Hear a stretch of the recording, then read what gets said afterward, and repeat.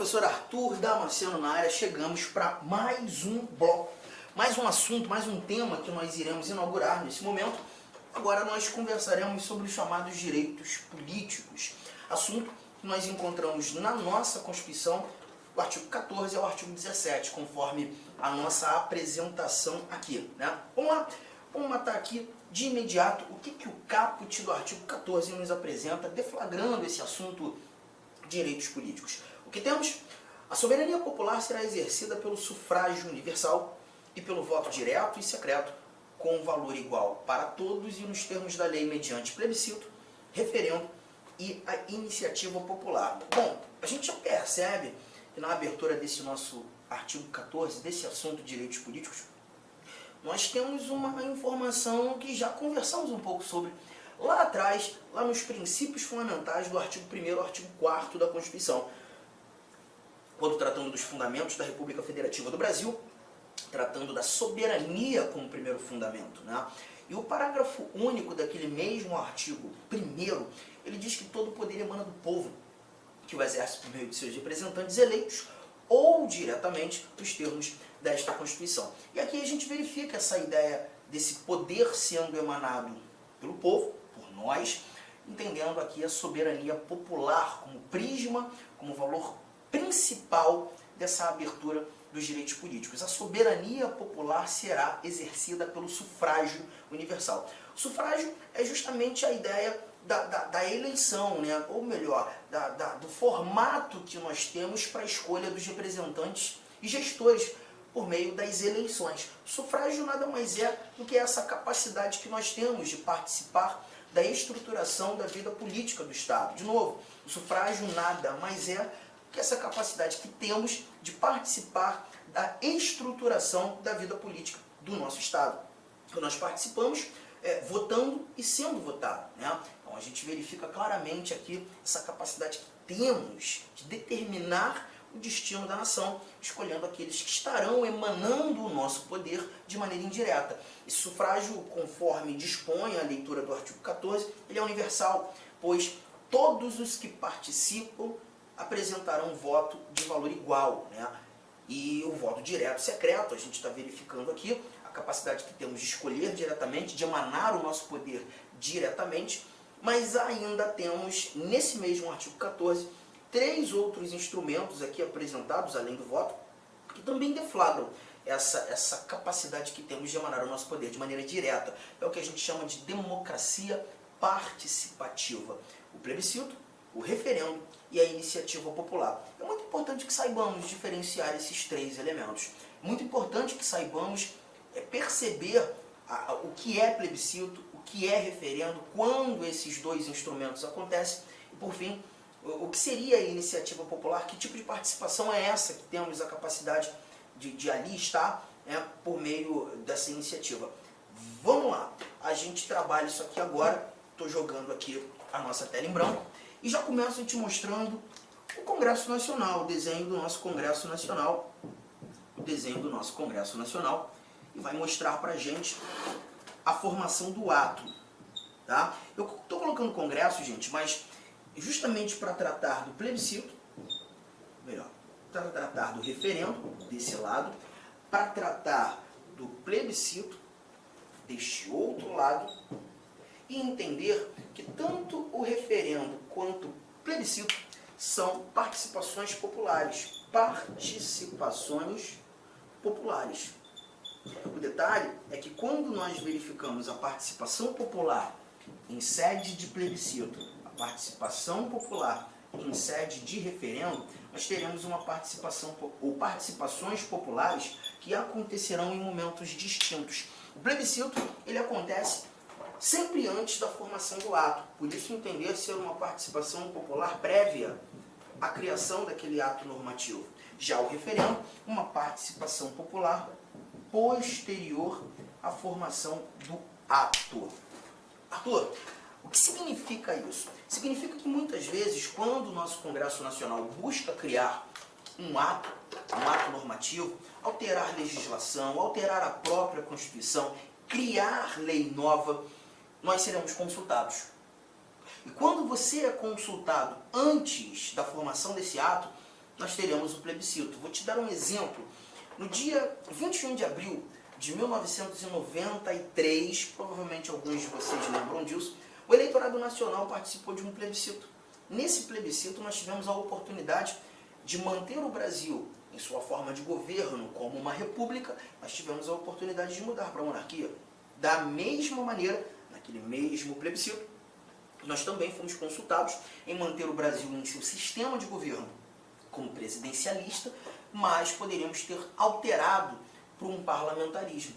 Esse plebiscito aconteceu. Perceba, a sua Constituição de 1988, ela traduz o Brasil como republicano, ela traz os instrumentos de um presidencialismo, mas se porventura, naquele plebiscito de 1993, nós tivéssemos alterado, não, o Brasil, a gente não quer mais república não, a gente quer uma monarquia. Nós não queremos mais um gestor sendo presidente, ou o chefe de Estado sendo presidente, não sei como isso será conjugado, nós desejamos ter um rei aqui no Brasil. Trocamos a república para a monarquia. Certamente a sua Constituição teria sido alterada. A Constituição hoje, se porventura a nossa resposta tivesse sido sim a essa alteração, a sua Constituição traria informações sobre o rei. Se porventura trocássemos o presidencialismo para o parlamentarismo, nós teríamos recomendações sobre o nosso parlamentarismo ou o nosso parlamento. Então tudo isso iria acontecer se a nossa resposta tivesse sido sim às alterações. Essas alterações não aconteceram. A Constituição não foi alterada por meio de emenda constitucional. Por quê, Arthur? Porque a nossa resposta foi não. Então, quando a gente participa de um plebiscito, nós temos aqui uma participação popular prévia. A criação de lei, a criação de emenda, a alteração da legislação. A sua fala, o seu sim, o seu não, a sua resposta, acaba sendo determinante para que tudo isso ocorra. Já no referendo, não. O referendo ele acontece depois da formação do ato. Então, significa que o Congresso Nacional, o nosso poder público, já criou a lei, já alterou a Constituição, mas essas alterações, essas criações, elas precisam ser ratificadas pelo eleitorado. Então, o Congresso já fez a parte dele, mas de novo, gente, isso pode acontecer em âmbito estadual, isso pode acontecer em âmbito municipal. Podemos ter um referendo, um plebiscito num estado apenas, um referendo, um plebiscito num município apenas. Mas aqui eu estou trazendo no meu exemplo o Congresso. O Congresso cria a lei, altera a Constituição, faz aquilo que tem a pretensão de fazer, cria o ato. E nós participamos em momento posterior para justamente ratificar essa criação. A vigência dessa lei, dessas regras novas que surgiram, elas vão depender do nosso crivo. E nisso a gente percebe claramente uma emanação direta de poder. Direta de poder tanto no plebiscito, direta de poder quanto no referendo. É importante lembrar que a nossa Constituição, ela traz sim alguns momentos em que o plebiscito ele precisa acontecer. Nós veremos isso inclusive quando estudando a organização do Estado, as competências das unidades da Federação, a estrutura político-administrativa da República Federativa do Brasil.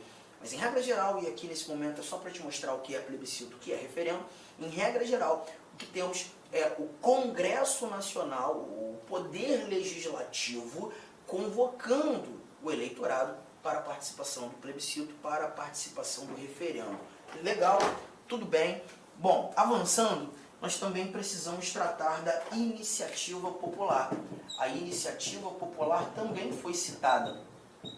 E quando levando em consideração a iniciativa popular, aqui nós estamos tratando da capacidade que você tem, que eu tenho, de apresentarmos projetos de lei ao Poder Legislativo respectivo. Nossos projetos de lei podem sim se tornar leis, porém, algumas regrinhas precisam ser cumpridas para que possamos iniciar o processo legislativo.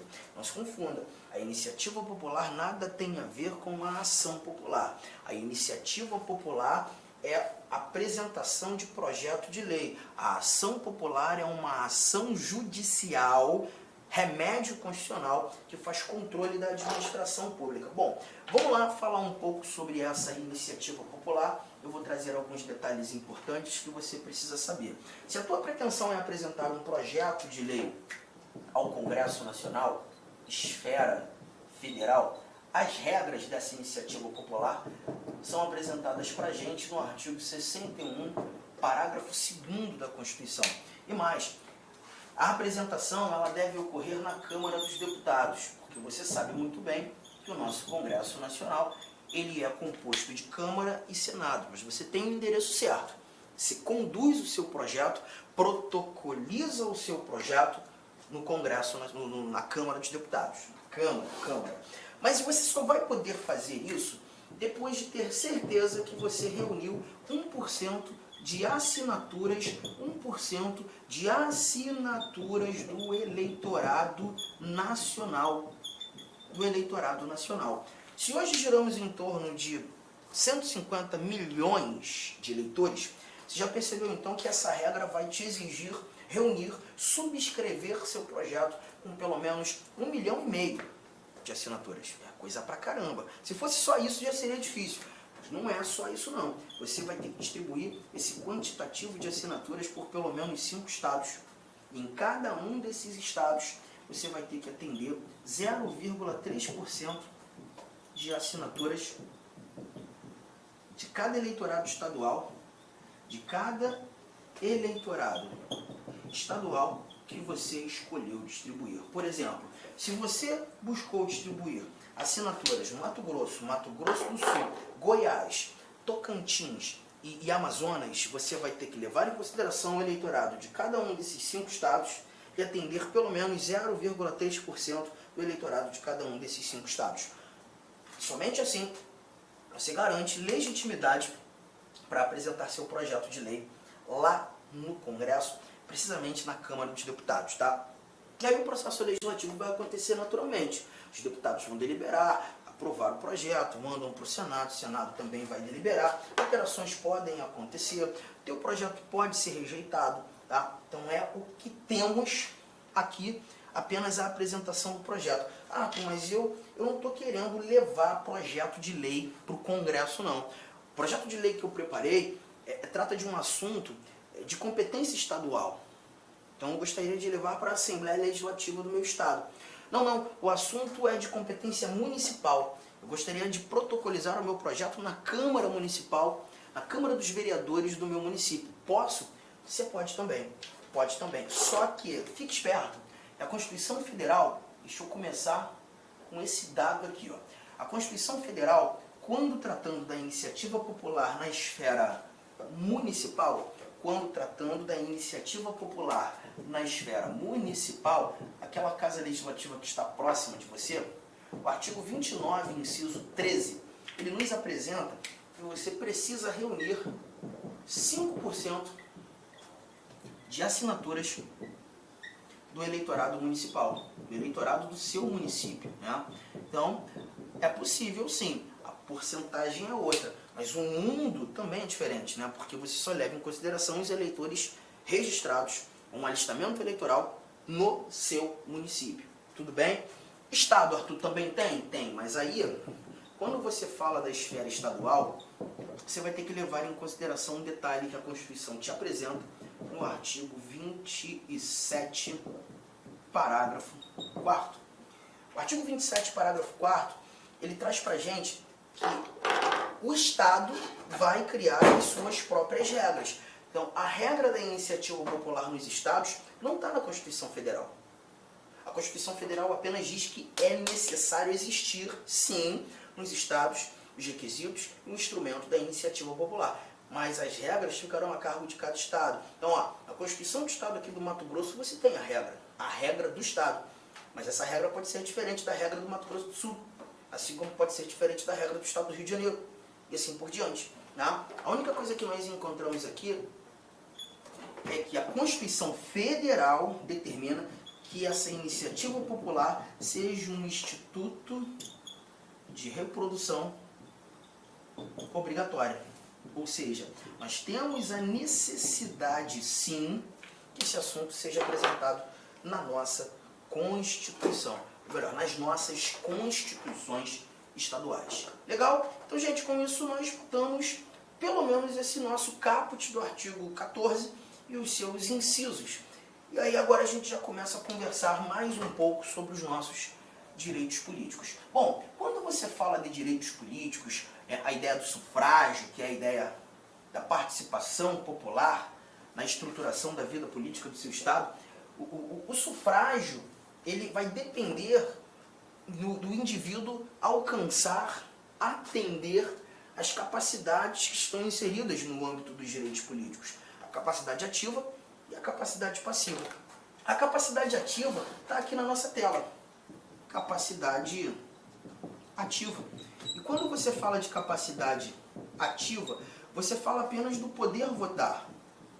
Do poder votar. Perceberemos que nem todo indivíduo é habilitado para exercer o voto. Para o exercício do voto, para o alistamento eleitoral, a necessidade de se atender a essas regras que estão aqui. Deixa eu lançar a listabilidade. A listabilidade é o que a gente entende ser a capacidade ativa no âmbito dos direitos políticos. Como o indivíduo passa a ser alistável?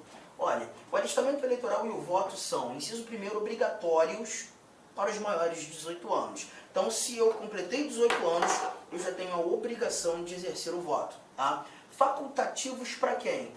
Analfabetos. O analfabeto, ele vai ter sempre o exercício facultativo do voto, independentemente da idade que ele tenha.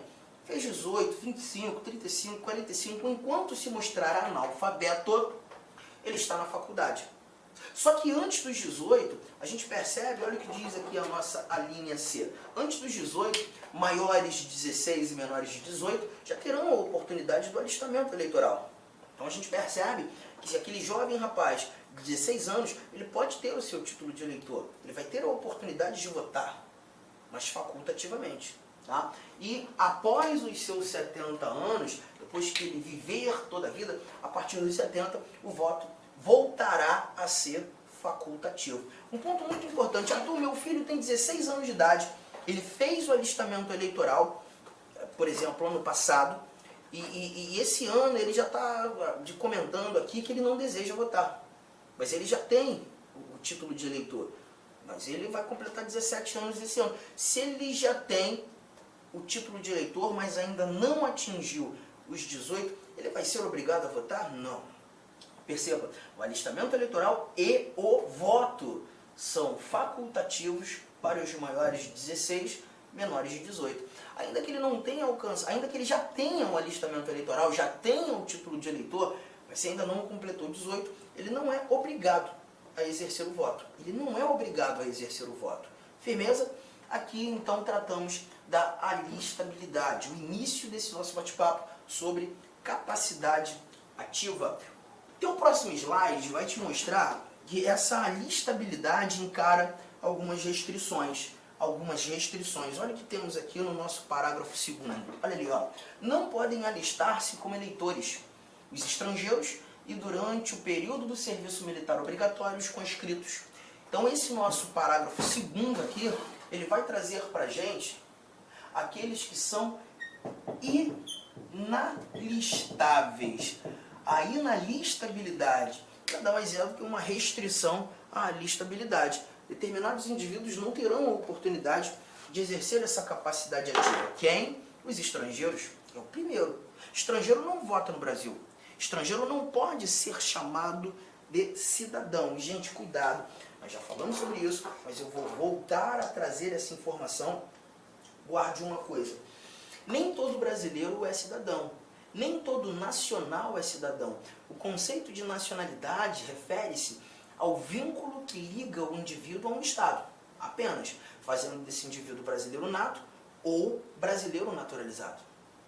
A cidadania, para ser exercida por um brasileiro, tem que ser brasileiro para exercer a cidadania, ela vai exigir o alistamento eleitoral. Então só poderá ser considerado cidadão no Brasil aquele indivíduo que já alcançou os seus 16 anos, pelo menos 16 anos, como vimos aqui no slide anterior. 16 anos, o alistamento já é facultativo, obrigatoriamente a partir dos 18. Juntos até aqui? Então, cuidado com esse detalhe, tá? Outro ponto importante, conscritos. Os conscritos também foram aqui apresentados como inalistáveis, né? Além dos estrangeiros, os conscritos. Arthur, mas quem são esses conscritos? Os conscritos, pessoal, são aqueles militares que estão no exercício do serviço militar obrigatório. Se o indivíduo é conscrito, ele não pode votar. Se ainda não fez o alistamento eleitoral, ele não poderá fazer enquanto durar a sua conscrição, tá? Agora, toma cuidado, nem todo militar é conscrito. Nem todo militar é conscrito. De novo, os conscritos são aqueles que estão no serviço militar obrigatório. Em sala de aula, muitas vezes me perguntam, Arthur, essa conscrição ela dura quanto tempo? A minha resposta é, a conscrição ela vai durar o tempo da obrigatoriedade. A partir do momento que o serviço militar deixa de ser obrigatório, ele deixa de ser considerado conscrito e já terá a oportunidade de exercer o voto, tá? Então, nem todo militar é conscrito. Aqui, essa restrição atinge apenas os conscritos. E sabe por que eu estou dando muita ênfase a esse assunto? Porque eu já vou fazer um link aqui. Um link bem importante. Olha o que nós temos no parágrafo 8º do segundo. Você vai dar um pulo comigo lá no parágrafo 8º. O parágrafo 8º, ele traz para a gente informações sobre militares.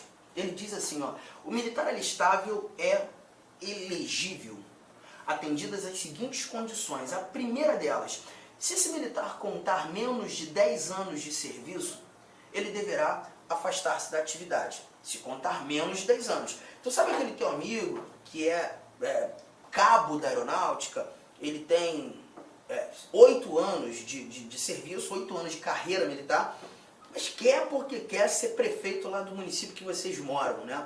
É importante que você fale para ele, ô, meu amigo, ó, se eu fosse você, eu examinaria lá o artigo 14, parágrafo 8º da Constituição. E trata justamente de militares que estão na sua condição. Aqueles que contam com menos de 10 anos. Menos de 10 anos. E se ele conta menos de 10 anos, a Constituição determina que ele deverá afastar-se da atividade. E é muito importante lembrarmos que o afastar-se da atividade não é pedir uma licença, não. É pedir a baixa. Ele vai ter que deixar de ser militar. Que isso, Arthur? Perfeitamente. Mas aí vamos lá. Ele abre mão da carreira, deixa de ser militar, faz sua filiação partidária, concorre ao cargo eletivo, chegando lá nas eleições ele não vence. E aí? Como é que fica? E aí, como é que fica? Que ele vai ter que entrar aqui, né, em contato com a LAC Concursos e buscar uma nova preparação, a melhor preparação, mas eu tenho absoluta certeza que se ele comprar os nossos cursos, ele vai ser aprovado muito rapidamente em outro concurso, porque no militarismo, pelo menos o cargo que exercia, antes de pedir baixa, ele não volta não, pelo menos automaticamente não volta não. Fechou? Pois é um risco, né? Então não é jogo, Arthur, ele tentar cargo eletivo se ele conta com menos de 10 anos. Eu também acho que não. Seria melhor ele esperar para atender o segundo inciso aqui, ó. Se contar mais de 10 anos de serviço, ele será agregado pela autoridade superior. Então perceba, ele será agregado pela autoridade superior. Quando a gente fala do ser agregado pela autoridade superior, ser agregado pela autoridade superior, nós estamos falando agora sim de uma licença. Ele tem ali a sua licença, será agregado pela autoridade superior e se eleito, se ele for eleito, deixa eu trazer aqui, vitorioso, será ou passará automaticamente no ato da diplomação para a inatividade. Se ele for eleito, no ato da diplomação, ele se torna um militar inativo. No ato da diplomação, ele se torna um militar inativo. Arthur, isso é a reserva remunerada? Perfeitamente. Ele vai para a reserva remunerada. Né? Agora, cuidado. Se ele encara a licença, agregado pela autoridade superior, e não é eleito, ele não deixou a ativa. Ele continua sendo um militar da ativa. Ele volta a exercer as suas atribuições. Ele não pediu baixa. Ele só deixará a ativa se ele for vitorioso. E aí, no ato da diplomação, ele será remetido à inatividade. Um ponto importante para você aqui. Gente, quando nós falamos de diplomação, nós não estamos tratando de algo simétrico à posse, tá? É importante, muitas questões misturam isso aqui. Mas muitas questões misturam isso aqui. A ideia da eleição acontecendo naquele mês de outubro. Após a eleição, nós teremos o ato da diplomação. Ele será diplomado. E em momento posterior à diplomação, ele toma posse. Nós sabemos que a posse acontece no ano seguinte ao que a eleição ocorreu. Mas a diplomação ela acontece dias após as eleições. Em regra geral, a diplomação acontece na segunda quinzena do mês de novembro. Tá? A eleição acontece no mês de outubro e a diplomação acontecerá no mês de novembro. E é justamente nesse momento, no mês de novembro, que esse indivíduo será remetido à inatividade. Legal? Não é posse, é diplomação. Cuidado, porque tem muita questão que mistura isso, tá? E olha, a diplomação ela não é citada apenas aqui. A diplomação ela não é citada apenas aqui. A diplomação também vai ser citada em outros momentos. Vamos lá, vamos matar logo isso também. Parágrafo 10. Parágrafo 10 traz o seguinte, prestem bastante atenção nesse nosso parágrafo 10. Ele diz que o mandato eletivo poderá ser impugnado ante a Justiça Eleitoral no prazo de 15 dias, contados da diplomação. Contados da diplomação. Com provas de abuso de poder econômico, corrupção ou fraude. Aqui a gente está falando da chamada ação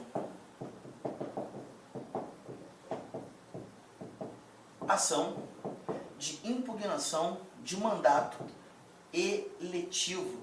Ação de impugnação de mandato eletivo.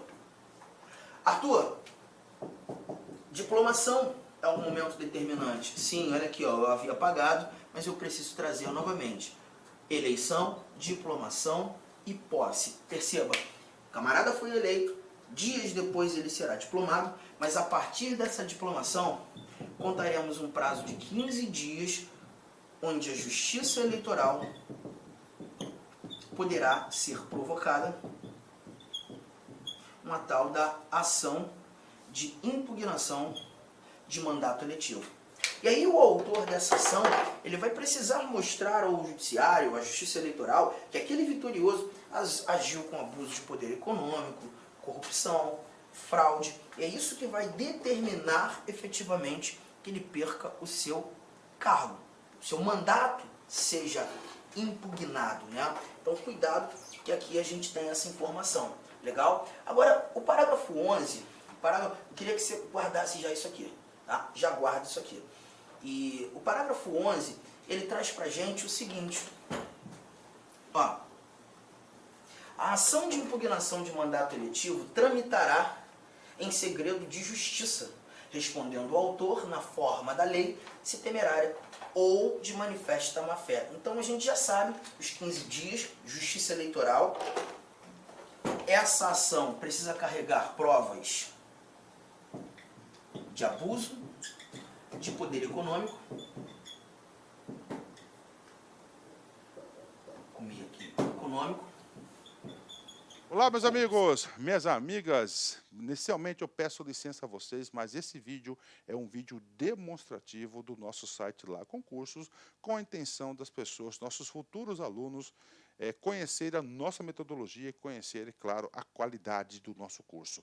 Você quer fazer esse nosso curso completo, atualizado, ponto a ponto, curso bastante enxuto, um curso que eu tenho certeza absoluta, se você estudar pelo nosso material, no nosso material irá constar 100% de sua prova. Pode ter certeza disso. Sabe quanto que está o investimento? Parcela única de apenas, olha aí, R$ 149,90. Vai lá, investe lá um pouco no seu conteúdo. Eu sei que aqui na internet, no YouTube, é de graça, tudo bem, a gente coloca esse vídeo aí sem problema nenhum, mas quer estudar, quer ter uma coordenação, vem fazer parte do nosso personal coach, que eu estudo em regime de metas. Aqui não são todas as aulas, não, lá tem outras aulas importantíssimas. Tudo bem? Então venha estudar com a gente, tem um link de matrícula aqui. Qualquer coisa, você pode entrar em contato com a nossa central de atendimento. Eu espero vocês aqui na Lá Concurso. Forte abraço, fique com Deus, tchau, tchau.